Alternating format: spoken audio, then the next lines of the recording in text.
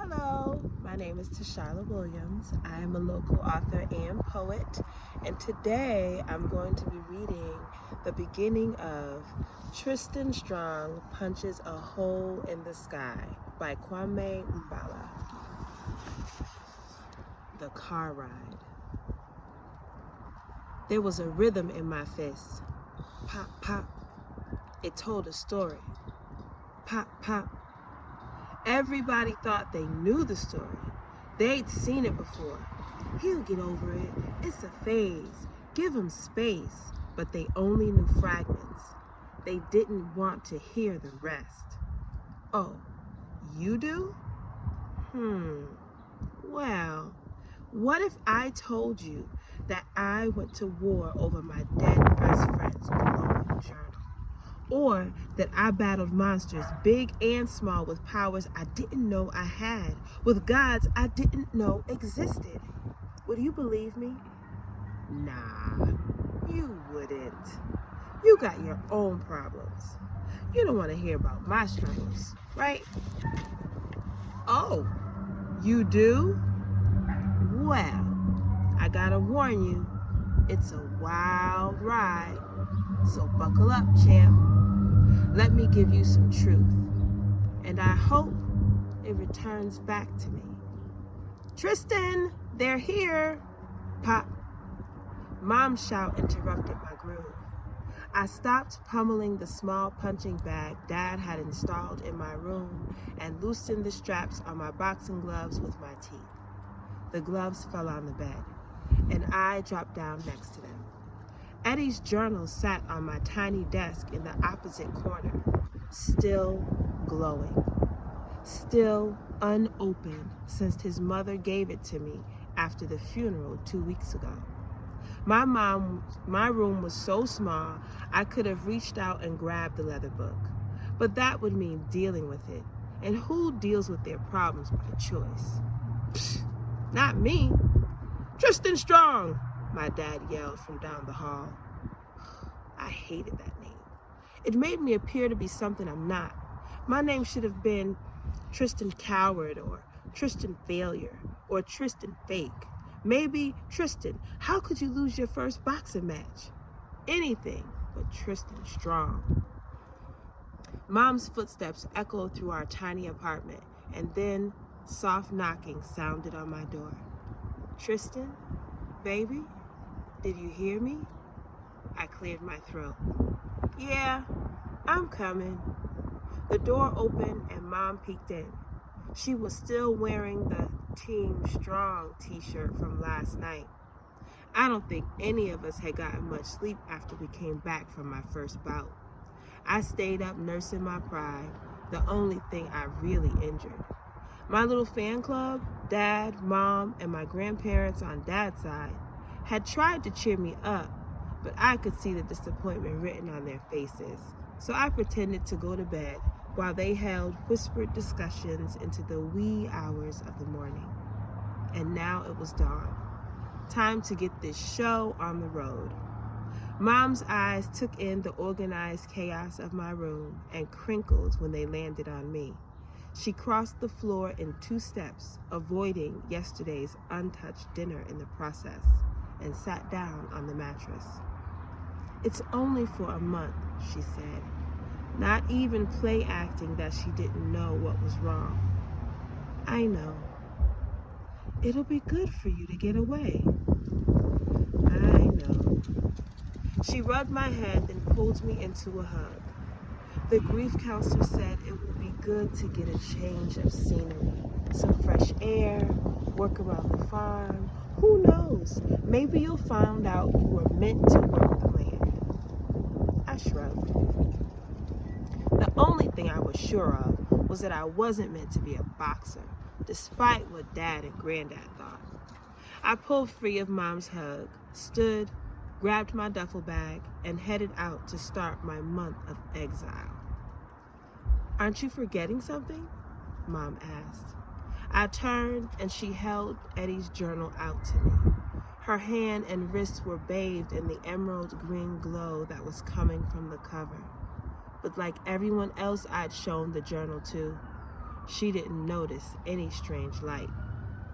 Mom mistook my confused frown for apprehension as she slipped the book into my bag. He wanted you to have it, Tristan. I know it's tough, but try to read it when you can, okay? I didn't trust myself to speak, so I nodded and headed to the front door. The decision to ship me to Granddad and Nana Strong's farm down in Alabama had been made without my input. Typical.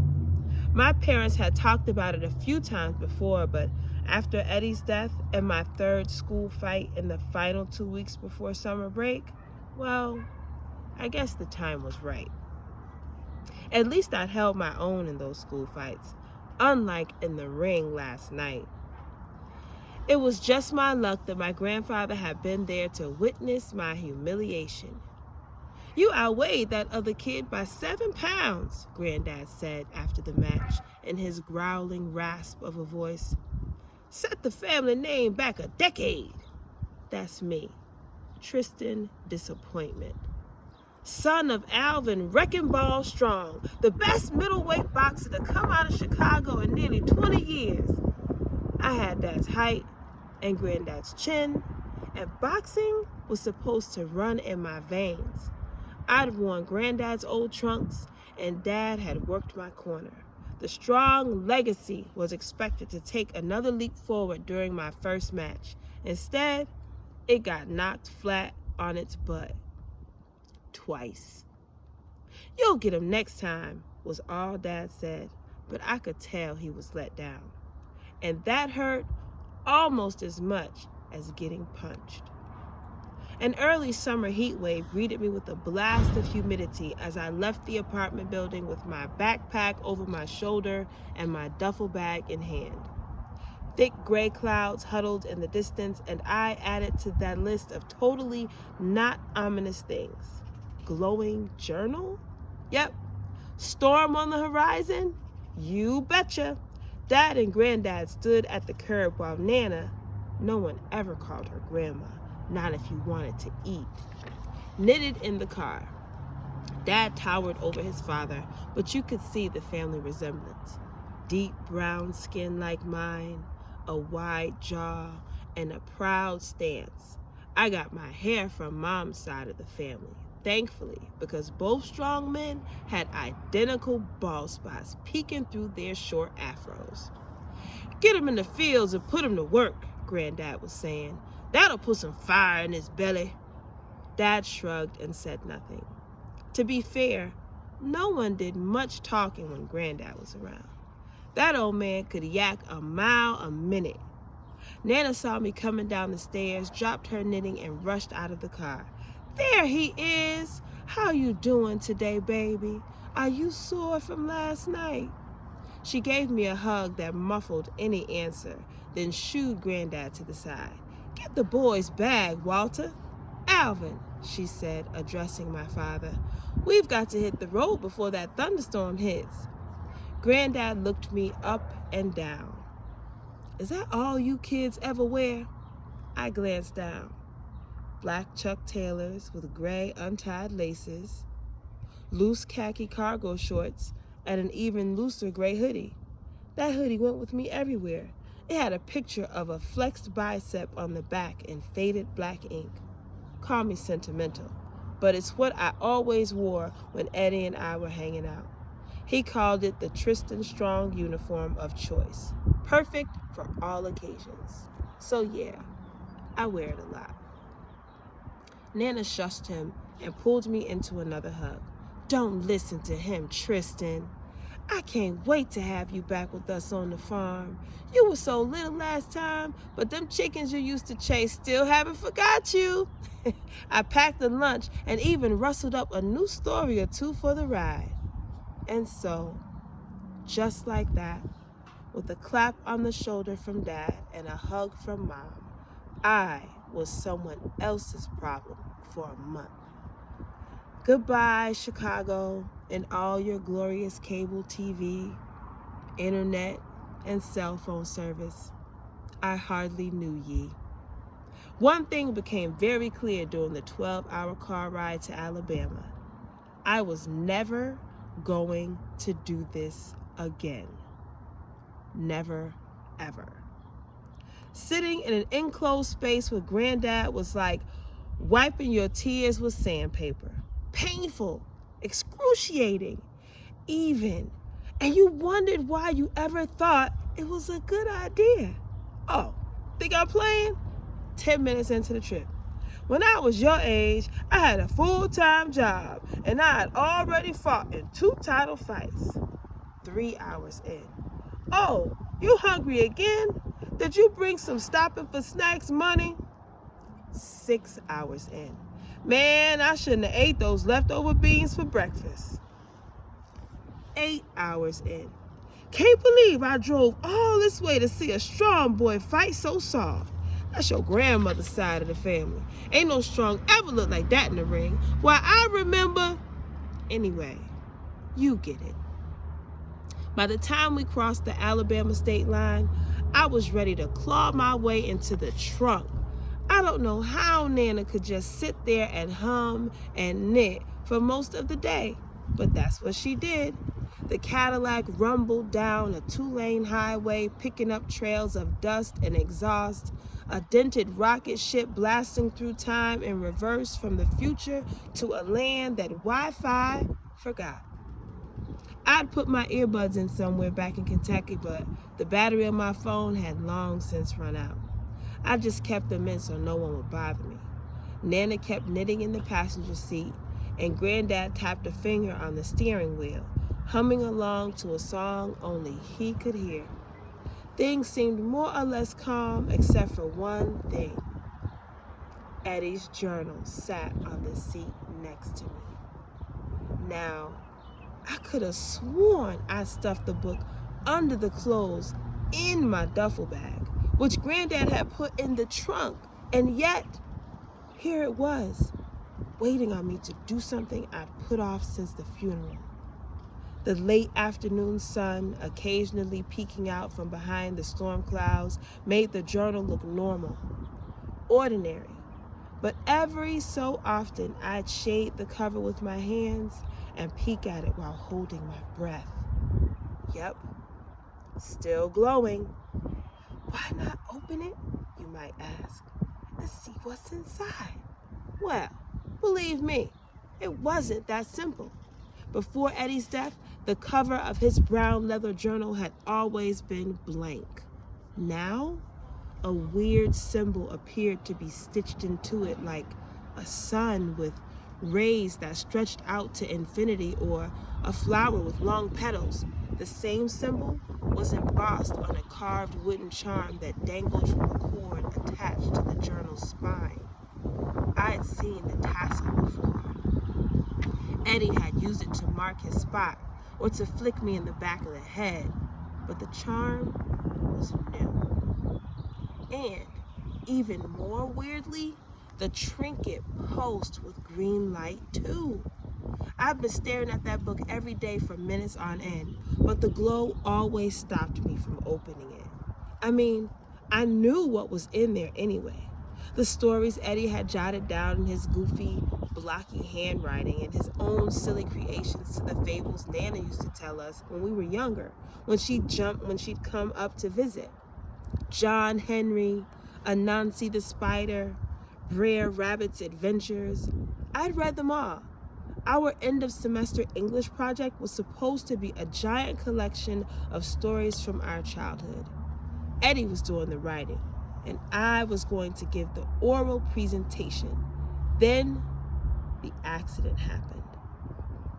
The counselor Mom took me to every Wednesday had said I should try to finish the writing part, even though school was now over for the year, as a part of healing and other stuff. Before you say something slick you might regret, Mr. Richardson is pretty cool for a counselor, you get me? We play Madden while we talk, which means I can focus on running up the score on his Raggedy Eagle squad and not on being embarrassed about answering questions. It helps some.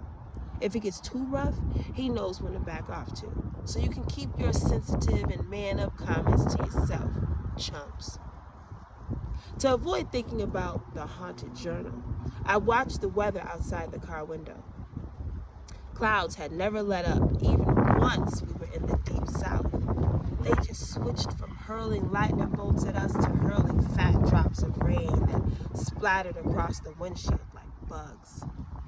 Everything everywhere was miserable, and that pretty much summed up my life at the moment. I took off the earbuds and sighed. Nana heard and turned around in her seat and looked at me. "You hungry, sweetie?" she asked. "No, not really." "No, ma'am," Granddad's deep voice rolled back from the driver's seat. "You answer no, ma'am to your grandmother, understand?" "Yeah." Granddad looked at me in the rearview mirror. "I mean, yes, sir." He held my eyes a moment longer and then went back to looking at the road. "Well," Nana continued, turning around and picking up her knitting. "Despite what your granddad said earlier," she gave him a glare, "let me know when you are. Your mama told me you ain't been eating much, and we're gonna fix that.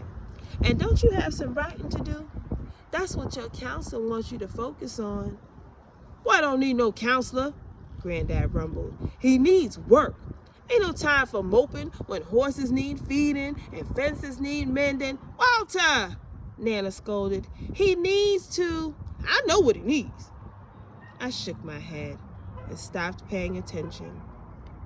After spending a day in the car with them, I realized that this was what they did. They argued, they laughed, they sang, they argued again, and they knitted. Well, Nana knitted, but they were two sides of the same old coin. With Granddad, everything was about work. Work, work, work. Bored? Here's some work. Finished working? Here's more work. Need someone to talk to? Obviously, that meant you didn't work hard enough. So you know what? Have a little bit more work. Nana, on the other hand, sang and hummed when she wasn't talking, which almost never happened because she always had a new story to share. "Do you know why the owl can't sleep?" she'd say. And off the story would go. And you'd sit there and listen, just being polite at first, but by the end, you'd be on the edge of your seat. I smiled. Eddie had loved listening to my grandmother. When she'd come to visit earlier this year, he'd practically follow her around, his journal in hand. Speaking of which, my left hand rested on top of it in the seat next to me, and I traced the symbol stitched into the front cover. "What's that, sweetie?" I looked up to see Nana peeking back over the seat. Yes, ma'am?" Granddad nodded. I let out a sigh of relief. Nana smiled. "Is that for your writing?" I hesitated. "Yes, ma'am." I held up the book so she could see it, and her eyes widened at the symbol on the cover. "Where did you get that?" she asked. Granddad turned to see what she was looking at, but Nana flapped a hand at him. "Watch the road, Walter." "From Eddie," I began, then paused. His mom gave it to me. Call interruption. My apologies. "What's that, sweetie?" I looked up to see Nana peeking back over the seat. Yes, ma'am?" Granddad nodded. I let out a sigh of relief. Nana smiled. "Is that for your writing?" I hesitated. "Yes, ma'am." I held up the book so she could see it, and her eyes widened at the symbol on the cover. "Where'd you get that?" she asked. Granddad turned to see what she was looking at, but Nana flapped a hand at him. "Watch the road, Walter." "From Eddie," I began, then paused. His mom gave it to me. Was for us, for our school project." "Why? What's wrong?" Could she see it? Could she tell that the book was glowing even in the daylight? Nana pursed her lips. "That symbol. I just haven't seen it in a long time." "You know what it is?" "Well," she glanced at Granddad, who tuned us out as soon as we started talking about writing. "It's the spider's web, an old African symbol for creativity and wisdom. It shows how tangled and complicated life can be. But with a little imaginative thinking, we can solve most of our problems and those of others. Do you notice anything else about the journal? I asked her. Nana laughed, a bright, joyous sound that infected anyone listening. Is this a test? No, ma'am. I don't see nothing but procrastination. Go ahead and give it a try. Yes, ma'am. I frowned. So Nana could see the symbol, this spider web, but not that it was glowing. Well, that didn't make me feel better. Granddad smacked the steering wheel.